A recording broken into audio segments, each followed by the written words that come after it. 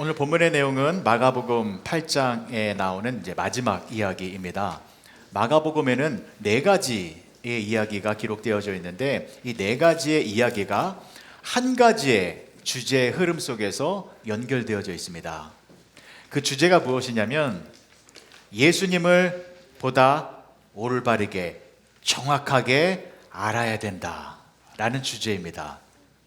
그래서 첫 번째 이야기는 칠병이요의 기적의 이야기인데 예수님은 생명의 공급자이시다라는 것을 알려주는 내용이고, 두 번째 이야기는 제자들이 떡 한 개밖에 없음을 보고 수군거리고 있을 때에 예수님께서 아직도 깨닫지 못하느냐라고 말씀하시며, 예수님은 오병이어로 5천 명을 먹이시고 12광주리를 남기셨고, 칠병이어로는 4천 명을 먹이시고 7광주리를 남기셨습니다. 즉 예수님은 적은 것으로 많은 것을 만드시는 분이시고, 또한 예수님은 은혜를 남겨두시는 분이시다 라는 것을 알려주시면서 지금 떡 한 개밖에 없는 이 현실이 전부가 아니라 그 뒤에 있는 예수님이 남겨두신 어마어마한 은혜를 바라보며 살아야 한다라는 것을 알려주셨습니다. 그리고 세 번째 이야기는 맹인의 눈을 고쳐주셨는데 두 번 안수를 해주셨습니다. 첫 번째 안수를 해주었더니 이 사람이 보긴 보았는데 사람이 나무가 지나가는 것처럼 보였습니다. 즉 정확하게 보지 못한 것입니다. 이것은 예수님을 알기는 알아도 정확하게 알지 못하는 그러한 상태를 말하는 것입니다. 그래서 예수님께서 다시 한번 안수를 해주시니 모든 것을 밝히 보게 되어졌는데, 즉 예수님을 이제는 정확하게 알 수 있게 되어졌다라는 것입니다. 그래서 이 흐름은 예수님을 알게 될 때에 보다 정확하고 깊고 올바르게 예수님을 알아야 한다 라는 주제의 흐름입니다. 그래서 오늘 나오는 이 네 번째 이야기가 가장 중요한 핵심적인 내용입니다. 그래도 예수님이 누구이신지 정확하게 사람들이 모르고 있었기 때문에 이제는 예수님께서 당신의 입으로 직접 당신이 누구이신지를 명확하게 드러내 주셨습니다. 그러니까 정답을 알려주신 것입니다. 그래서 이 정답을 알려주셨기 때문에 이후로는 다른 오답을 가지고 헷갈리거나 헤매이지 말고 예수님이 알려주신 이 정답의 내용을 붙들고 예수님을 올바르게 믿고 바라보며 살아야 한다라는 것입니다. 자, 그래서 저와 여러분들도 오늘부터 살펴볼 이 네 번째 이 이야기를 우리가 잘 알아서 이 네 번째 이야기가 알려주는 내용대로 우리가 예수님을 믿으면 예수님을 올바르게 알고 믿게 되어진다라는 것입니다. 차례대로 살펴보겠습니다. 먼저 27절의 말씀입니다. 예수와 제자들이 빌립보 가이사랴 여러 마을로 나가실새 길에서 제자들에게 물어 이르시되 사람들이 나를 누구라고 하느냐? 사람들이 나를 누구라고 하느냐? 라고 예수님께서 물어보셨는데 여기에 대하여 제자들이 이렇게 대답을 합니다. 28절입니다. 제자들이 여짜와 이르되 세례 요한이라 하고 더러는 엘리야 더러는 선지자 중에 하나라 하나이다. 지금 사람들이 예수님을 어떻게 생각하고 있습니까? 예수님은 세례 요한이 부활한 것 아니신가? 내지는 엘리야가 다시 환생하신 것 아닌가? 내지는 여러 선지자 중에 한 사람이 아니신가? 라고 생각을 하고 있었다라는 것입니다. 여러분, 이것은요 예수님을 알고 있는 것이 아니라 예수님에 대해서 알고 있는 것입니다. 그러니까 예수님을 세례 요한, 엘리야, 선지자 중 한 사람과 같은 분이시다라고 말하며 예수님 자체를 말하는 것이 아니라 세례 요한이나 엘리야나 선지자와 같은 이 사람들을 대입시켜서 예수님은 그러한 사람들과 같은 분이시다라고 말을 하고 있는 것입니다. 이것은 예수님을 피상적으로 알고 있는 겁니다. 정확한 실체를 알고 있는 것이 아니라 예수님을 피상적으로 알고 있는 것인데, 왜 사람들이 이렇게 예수님을 피상적으로 알고 있었냐면, 자, 일단은 보십시오. 사람들이 예수님을 세례 요한, 엘리야, 선지자 중에 한 사람으로 생각하고 있죠. 이것은 일단 대단한 겁니다. 대단한 거예요. 왜냐하면 예수님이 누구신데요? 전 모르겠는데요. 예수님이요? 저는 생전 처음 들어봤는데요. 예수님이요? 훌륭하신 분이시잖아요. 그래서 예수님은 석가모니나 맹자와 공자 같은 분 아니신가요? 라고 대답을 했다면 이런 사람들은 아예 영적으로 맹인이죠. 전혀 예수님이 누구이신지 모르는 상태입니다. 근데 예수님을 세례 요한이나 엘리야나 선지자 중에 한 사람입니다 라고 대답한 것은 어떤 상태입니까? 예수님을 알기는 아는데 정확하게 알지는 못하는 상태. 즉 눈이 열리긴 열렸는데 사람이 나무가 지나가는 것처럼 보이는, 그렇게 정확하게 보지 못하는 상태이다라는 것입니다. 자, 그런데 사람들이 이렇게 예수님을 피상적으로 알고 있게 된 그 이유가 무엇이냐라는 것이죠. 그 이유는 예수님을요, 내가 경험한 것을 통하여 예수님을 알고 있었다라는 것입니다. 그러니까 나의 질병을 고쳐주신 예수님, 귀신을 쫓아내주신 예수님, 놀라운 말씀으로 나에게 깨달음을 주신 예수님, 나의 배고픔의 문제를 해결해 주신 예수님, 이렇게 나의 문제를 해결해 주신 그 예수님의 능력을 근거로 해서 예수님을 평가하고 있었다라는 것입니다. 기준이 어디입니까? 나예요, 나. 내가 기준이 되어서 나의 문제를 해결해 주시는 그러한 예수님으로 알고 있었다라는 것입니다. 이것이 예수님을 피상적으로 알고 있는 상태인 것입니다. 예수님이 중심이 되어서 예수님의 본질을 알고 있는 것이 아니라 내가 중심이 되어서 내가 해석하는 그 예수님을 알고 있었다라는 것인데, 그래서 그 당시의 사람들이 예수님을 정치적인 메시아로 생각한 것이죠. 예수님께서 로마의 지배로부터 우리 유대 민족을 해방시켜서 우리 인생, 우리 환경, 우리 가족, 우리 민족을 행복하고 또 자유롭고 또 평화롭게 만들어주길 바라는 그러한 생각으로 많은 사람들이 예수님을 생각하고 있었다는 것입니다. 자, 여기까지 이해가 되셨습니까? 그러니까 사람들은 예수님이 누구인지는 알기는 했지만 올바로 알지는 못하고 있었다는 것입니다. 왜요? 신앙의 시작점이 나였기 때문입니다. 자, 그래서 예수님께서 제자들에게 물어보십니다. 29절의 말씀 보실게요. 또 물으시되 너희는 나를 누구라 하느냐? 베드로가 대답하여 이르되 주는 그리스도시니이다 하매. 예수님께서 제자들에게 물어보셨습니다. 그래, 세상 사람들은 나를 향하여 세례 요한, 엘리야, 선지자 중에 한 사람이다라고 생각하고 있다. 그럼 너희는 나를 누구라고 생각하느냐? 라고 했을 때에 베드로가 제자들을 대표하여 주는 그리스도이십니다 라고 대답을 합니다. 자, 이 내용을 마태복음에서는 이렇게 기록하고 있죠. 마태복음 16장 16절이요. 시몬 베드로가 대답하여 이르되 주는 그리스도시요 살아계신 하나님의 아들이시니이다. 놀라운 고백 아닙니까? 이것은 실로 엄청난 고백이 아닐 수 없습니다. 이 놀라운 고백을 예수님께서 들으셔서 여러분들은 지금 표정이 그냥 아무렇지도 않습니다만 예수님은 이 고백을 들으시고 너무나 기뻐하셨습니다. 너무나 기뻐하셨습니다. 그래서 예수님께서 이렇게 말씀을 하십니다. 마태복음 16장 17절에서 19절이요. 예수께서 대답하여 이르시되 바요나 시모나 내가 복이 있도다. 이를 내게 알게 한 이는 혈육이 아니요 하늘에 계신 내 아버지시니라. 또 내가 내게 이르노니 너는 베드로라. 내가 이 반석 위에 내 교회를 세우리니 음부의 권세가 이기지 못하리라. 내가 천국 열쇠를 내게 주리니 내가 땅에서 무엇이든지 매면 하늘에서도 매일 것이요 내가 땅에서 무엇이든지 풀면 하늘에서도 풀리리라 하시고, 이 엄청난 축복의 말씀을 해주셨습니다. 부럽지 않습니까? 이런 말씀을 읽으면 나도 이런 좀 축복을 받고 싶은데. 자, 그런데 베드로가 이러한 축복을 받게 된 원인 무엇이었습니까? 주는 그리스도시요 살아계신 하나님의 아들이십니다. 이 고백을 했기 때문입니다. 자, 그러면 여러분들도 예수님의 제자 맞으시지요? 그러면 예수님께서 여러분들에게도 지금 질문을 하고 계십니다. 너희들은 나를 누구라고 생각하느냐? 라고 했을 때 우리 어떤 대답해야 합니까? 베드로와 같은 고백해야 돼요. 그렇죠? 고백해 보겠습니다. 시작.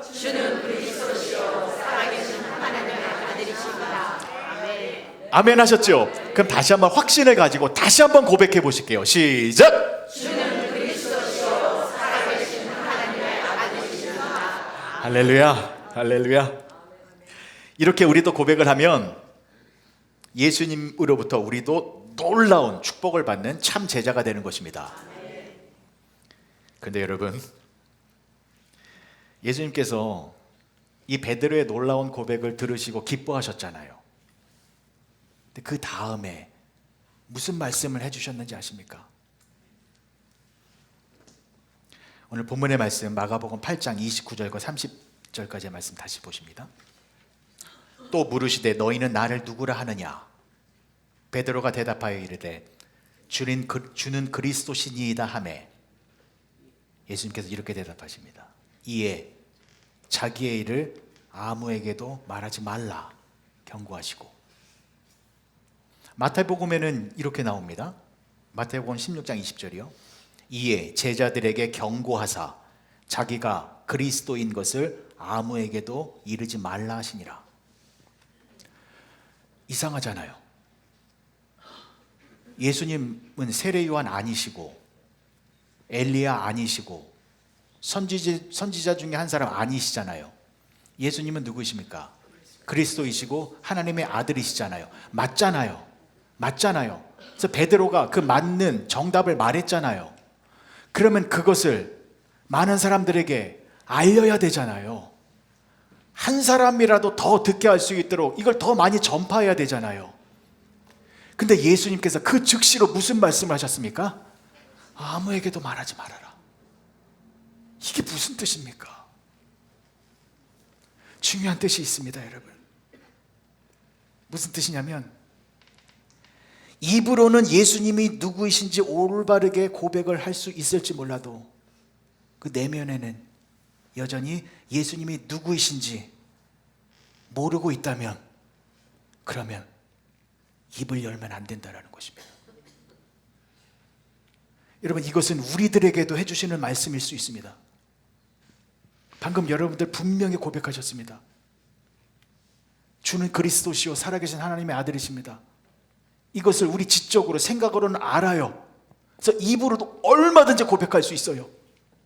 그러나 내 심령 속에서는 진짜 예수님이 누구이신지 아직도 모르는 상태에서 입으로는 그러한 고백을 할 수 있다는 것입니다. 만약에 내가 진짜 예수님이 누구이신지 모르고 있는 상태에서 입으로만 그 고백을 하고 있다면 함부로 그 예수님을 전하면 안 되는 것입니다. 다시 한번요, 여러분.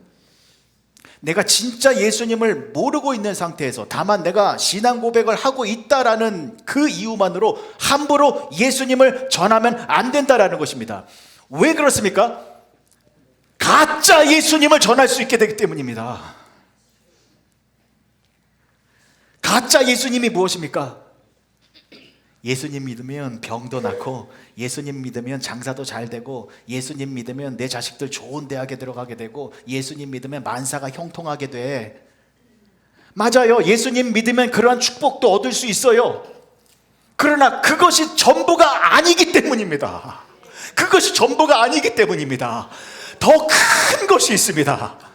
더 놀라운 것이 있습니다. 이 세상에서 누리는 축복 이외에 예수님이 주시는 더 엄청난 것들이 있습니다. 그게 진짜입니다. 그걸 알아야 됩니다. 그래서 예수님은요, 이 땅에서 우리가 잘 먹고 잘 살게 하도록 만들어주는 것, 그것을 위해서만 존재하시는 분이 아니시다라는 것입니다. 자, 예수님은 더 크고 더 깊고 더 넓고 더 위대한 것을 주시는 분이십니다. 아멘이시죠? 자, 그래서 예수님께서 당신의 입으로 직접 당신이 누구신지를 명확하게 알려주십니다. 그 말씀이 31절입니다. 보실게요. 인자가 많은 고난을 받고 장로들과 대제사장들과 서기관들에게 버림받아 죽임을 당하고 사흘 만에 살아나야 할 것을 비로소 그들에게 가르치시되, 비로소 예수님께서 당신이 어떠한 일을 하시는 분이신지를 말씀해 주셨습니다. 근데 예수님께서 뭐라고 말씀해 주셨습니까? 엄청난 고난을 받고 죽게 될 것이다. 그리고 3일 후에 다시 살아나게 될 것이다 라는 말씀을 해주셨는데, 이것이 예수님의 진짜 모습입니다. 여러분, 이것이 예수님의 진짜 모습입니다. 그러면 여러분 보십시오. 내가 예수님의 진짜 모습을 알지 못하는 상태에서 이 예수님의 말을 들었다면 기쁨을 느끼게 될까요? 아니면 분노함, 화가 생기게 될까요? 다시 한번요. 내가 진짜 예수님이 누구이신지 모르는 상태에서 예수님께서 나는 죽게 될 거야, 그리고 3일 후에 부활하게 될 거야 라는 말을 들으면 기쁠까요? 화가 날까요? 화가 나죠. 화가 나죠. 왜 화가 납니까? 예수님을 정확하게 모르는 상태는 내가 기준인 상태입니다. 신앙생활 나의 기준으로 행하는 그러한 모습을 보이는 상태입니다. 그러면 예수님은 엘리야, 세례 요한, 선지자들처럼 놀라운 능력을 행하셔서 나를 도와주셔야 됩니다. 그리고 심지어 주는 그리스도시요 살아계신 하나님의 아들이십니다 라고 고백했을지 몰라도 그 하나님의 능력으로 나의 문제를 해결해 주셔야 됩니다. 그래서 로마 제국을 파쇄하고 다윗 왕국을 재건하여 우리를 행복하게 만들어 주셔야 합니다 라는 생각을 하고 있었다라는 것입니다. 그래서 예수님을 통하여 내 인생, 내 가족, 내 민족, 뭔가 내가 유익을 누려야 하는데, 근데 예수님이 죽으면 어떻게 되는 겁니까? 말짱 도루묵 되는 겁니다. 내가 기준이 돼요. 예수님을 통하여 내가 뭔가를 얻어야 되는데 예수님이 죽게 되면 예수님으로부터 내가 얻게 될 혜택이 없어지는 것이니 죽으면 됩니까? 안 됩니까? 절대로 안 됩니다. 그래서 여러분, 베드로가 어떤 행동을 하였습니까? 32절 말씀 보십시오. 드러내놓고 이 말씀을 하시니 베드로가 예수를 붙들고 항변하매. 베드로가 예수님을 붙들고 항변하였다라고 나옵니다. 여기서 항변하였다, 그냥 말만 했다라는 것이 아닙니다. 새번역 성경으로 다시 보실게요. 이게 원어의 의미에 충실한 번역입니다. 예수께서 드러내놓고 이 말씀을 하시니 베드로가 예수를 바짝 잡아당기고 그에게 항의하였다. 예수님을 바짝 잡아당기고 항의했대요. 항변했대요. 여기서 또 항의하다, 항변하다의 헬라어 단어의 뜻이 뭐냐면 책망하다, 꾸짖다라는 뜻이에요. 그러니까 보십시오. 베드로가 예수님을 바짝 끌어다가 험한 목소리로 꾸짖는 거예요. 지금 무슨 말씀하시는 거예요? 당신이 죽다니, 그런 소리 하면 안 되는 거예요.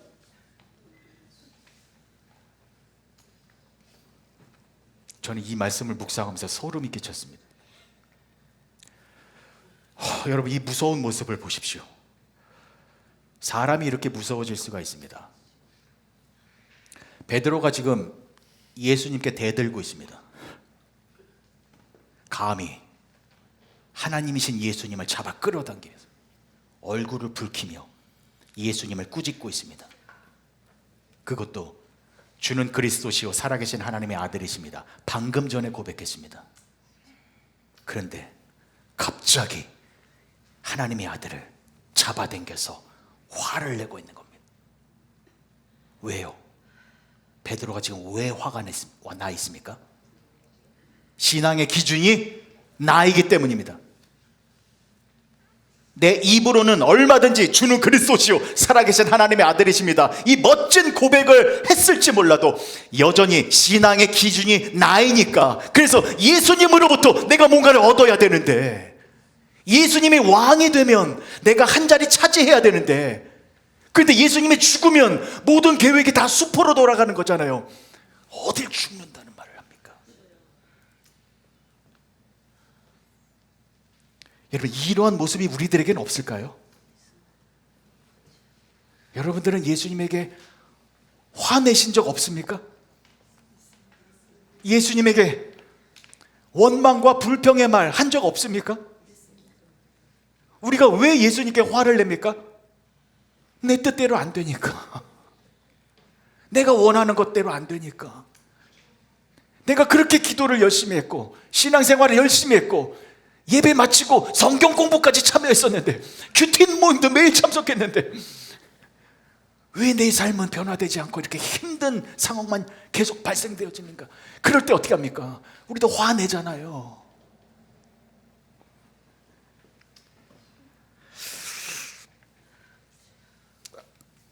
여전히 우리도 내가 중심이 돼서 예수님을 통해서 뭔가 좀 나의 유익을 얻고자 하는 그러한 모습이 우리 가운데도 있다는 것이죠. 그래서 예수님께서 이렇게 말씀하신 것입니다. 33절입니다. 예수께서 돌이키사 제자들을 보시며 베드로를 꾸짖어 이르시되 사탄아 내 뒤로 물러가라. 내가 하나님의 일을 생각하지 아니하고 도리어 사람의 일을 생각하는도다 하시고, 예수님께서 베드로에게 사탄이라고 칭하셨어요. 방금 전까지 그렇게 칭찬을 하셨었는데 왜 베드로를 향하여 사탄이라고 말씀하셨습니까?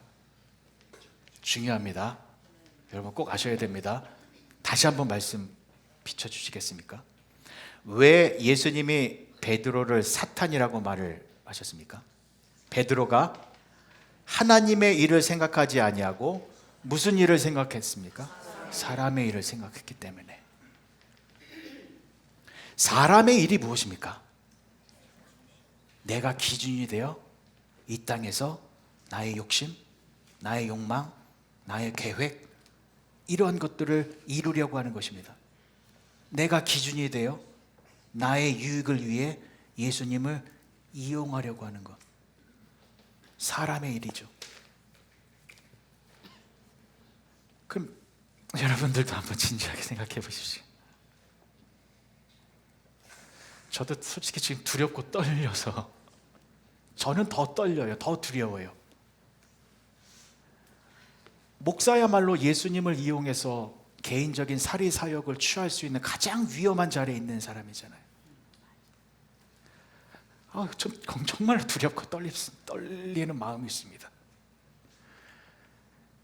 그러면 저도 예수님에게 사탄 소리 들을 수 있어요.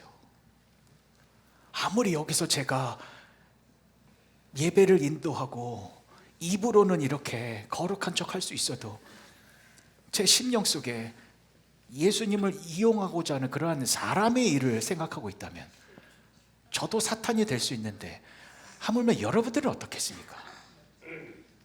신앙생활 하시면서 여러분들의 뜻을 이루기 위하여 하나님의, 예수님의 능력을 잡아당기고 있다면 여러분들도, 죄송합니다, 사탄 소리 들을 수 있습니다.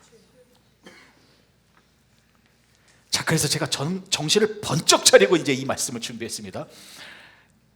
우리에게는 희망이 있습니다. 저에게도 놀라운 희망이 있습니다. 무엇입니까? 사람의 일이 아니라 우리는 어떤 일을 하면 됩니까? 하나님의 일을 하면 됩니다. 그러면 되잖아요. 그러면 놀라운 축복을 얻게 되는 것입니다. 자, 우리는 하나님의 일을 생각하며 그 일을 하면 됩니다. 자, 그러면 하나님의 일 무엇입니까? 하나님의 일, 어떻게 하는 것이 하나님의 일을 하는 겁니까? 자, 하나님의 일이 무엇인지 성경에 분명히 나옵니다. 요한복음 6장 29절이요. 예수께서 대답하여 이르시되 하나님께서 보내신 일을 믿는 것이 하나님의 일이니라 하시니 아멘이지요. 하나님의 일이 무엇인지 정확하게 알려주고 있습니다. 무엇입니까, 여러분? 하나님의 일이 무엇이에요? 하나님이 보내신 일을 믿는 것, 이것이 하나님의 일입니다. 그러면 하나님께서 보내신 그분이 누구세요? 예수님이잖아요. 그러니까 예수님을 믿는 것, 이것이 하나님의 일입니다. 여기까지 정리가 되셨죠? 예수님을 믿으면 돼요. 자, 그런데 하나님께서 예수님을 보내셨잖아요.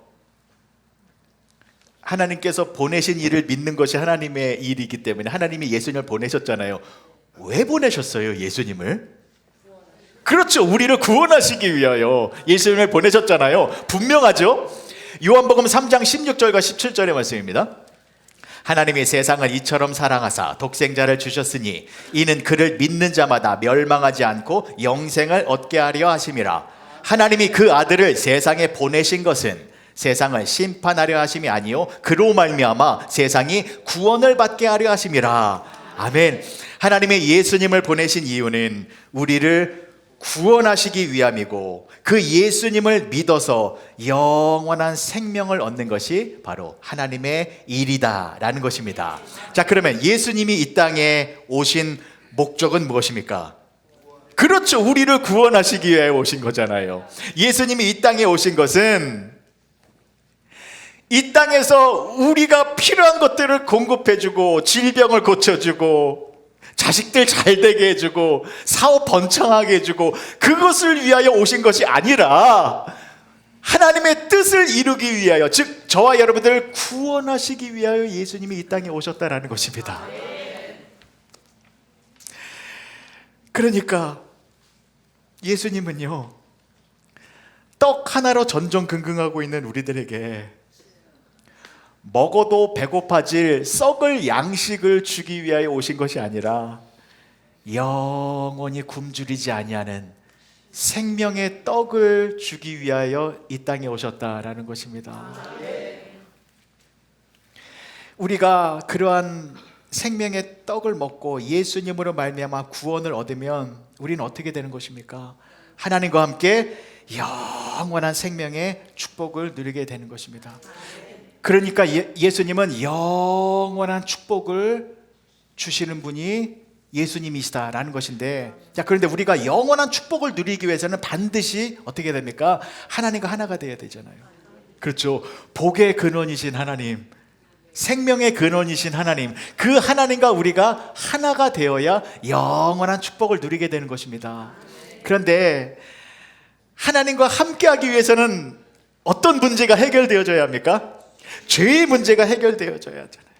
그렇죠? 이 죄가 하나님과 인간 사이를 가로막고 있잖아요. 이 죄 때문에 우리가 거룩하신 하나님과 함께할 수 없게 된 것입니다. 그런데 문제는 우리 인간은, 저와 여러분들은 나의 죄의 문제를 스스로 해결할 수가 없잖아요. 이 죄를 우리가 어떻게 씻어낼 수 있겠습니까? 그래서 여러분, 예수님께서 어떻게 하셨습니까? 인간의 몸으로 이 땅에 오셔서 우리의 모든 죄를 다 짊어지시고 우리를 대신하여 십자가에서 죽으신 것입니다. 예수님이 십자가에서 죽으심으로 말미암아 우리의 죄의 문제가 완벽하게 해결되어진 것입니다. 그래서 예수님의 그 죽음으로 말미암아 우리가 죄의 문제로부터 해방되어져서 하나님과 함께하여 영원한 축복을 누리게 되어졌다는 것입니다. 고린도전서 15장 2절에서 4절까지의 말씀입니다. 너희가 만일 내가 전한 그 말을 굳게 지키고 헛되이 믿지 아니하였으면 그로 말미암아 구원을 받으리라. 내가 받은 것을 먼저 너희에게 전하였노니 이는 성경대로 그리스도께서 우리 죄를 위하여 죽으시고 장사 지낸 바 되셨다가 성경대로 사흘 만에 다시 살아나사. 예수님께서 저와 여러분들의 모든 죄의 문제를 해결해 주시기 위하여 십자가에서 우리를 대신하여 죽으셨습니다. 그리고 예수님은 어떻게 되셨습니까? 3일 후에 죽음의 권세를 이기시고 다시 살아나셨습니다. 예수님은 다시 부활하셨습니다. 여러분 믿으시지요? 죽음을 이기시고 예수님이 부활하셨어요. 영원한 생명으로 부활하셨습니다. 자, 그런데요 여러분, 예수님께서 왜 부활하셨습니까?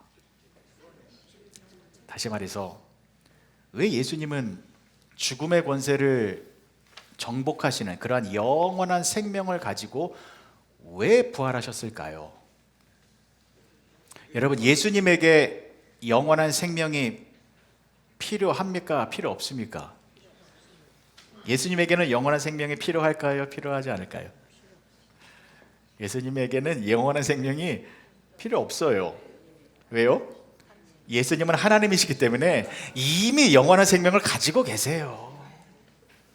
예수님은 이미 하나님이시기 때문에 영원한 생명이 되신 분이십니다. 그 예수님이 인간의 몸을 입고 죽으시고 부활하신, 영원한 생명으로 부활하신 이유는 그 영원한 생명을 우리들에게 주시기 위하여 부활하신 것입니다. 이 놀라운 사랑과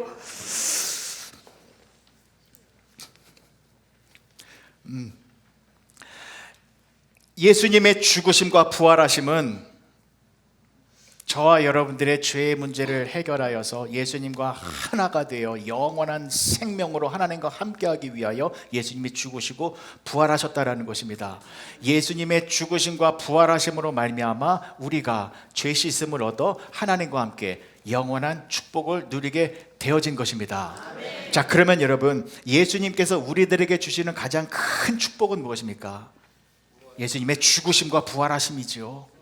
이것 때문에 우리가 영원한 생명을 누리게 되었기 때문에 예수님께서 이 땅에서 우리들에게 주실 수 있는 가장 큰 은혜와 축복은 우리들에게 돈을 주시는 것이 중요한 것이 아니라, 우리들에게 건강을 주는 것이 중요한 것이 아니라 예수님의 죽으심과 부활하심, 그래서 우리들에게 죄 씻음의 은혜와 영원한 생명을 주시는 것, 이것이 예수님께서 우리들에게 주시는 가장 큰 축복이다라는 것입니다.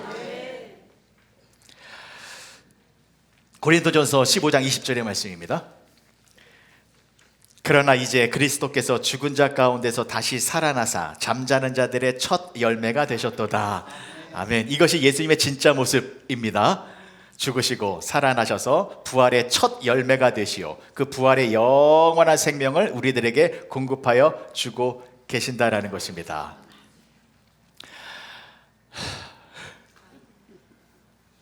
설교를 할 때마다 늘 두렵고 떨리는 마음이 있는데, 그 이유는 제가 지금 전하는 이 메시지가 제가 감당할 수 없는 너무나도 큰 것입니다.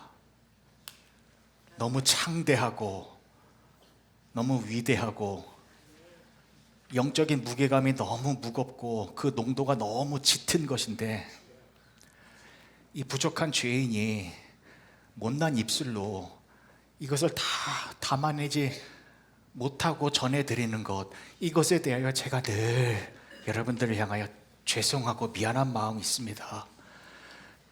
그래서 때로는 이런 생각도 듭니다.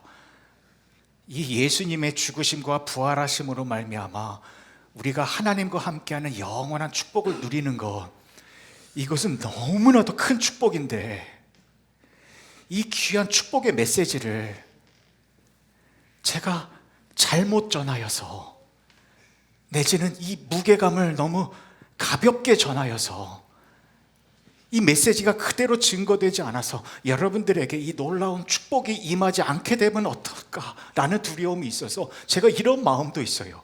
오히려 저보다 훌륭하신 목사님에게로 가서 그 목사님들을 향하여 선포되어지는 말씀을 통해서 여러분들이 이 놀라운 진리를 깨닫게 되어진다면 저는 기꺼이 보내드리겠습니다. 제가 무엇을 강조하려고 하는지 이해가 되십니까? 지금 예수님이 저와 여러분들에게 주신 은혜는 너무나도 큰 은혜입니다. 우리는 이 땅에서 잠시 살게 되지만 예수님은 저와 여러분들에게 영원한 생명의 축복을 주셨습니다.